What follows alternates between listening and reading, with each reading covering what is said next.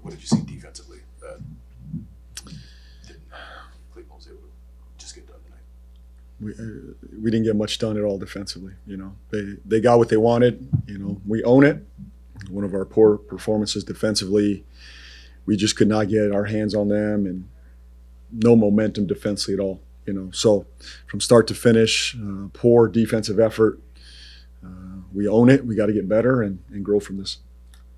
Offensively, seemed to start a little slower. Was it still like one of those things where it was shot quality was there that you liked, and then seemed like a team? Yeah, I'll have to watch it again. I didn't think we were getting bad shots. I think it just felt like that we were bleeding so much defensively. That we lost our juice. We couldn't get any stop to get out and run. When we did get stops, we were fine. We were playing with great pace, moving the ball, sharing it.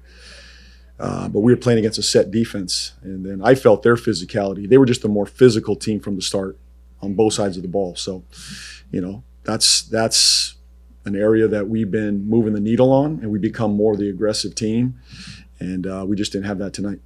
Yeah, we've talked about DK so much this year, but I think it's another 25-5 night for him. Just what's impressed you most about, especially maybe these last 10 games, how he's kind of changed even and just continuing to grow? Well, he looks like he belongs. He absolutely belongs. He's having a massive impact out there against the top centers in the league. So, he's been a big part of our recent success, and I expect that to continue. He's learning on the defensive end. I think that's the biggest growth here is defensively.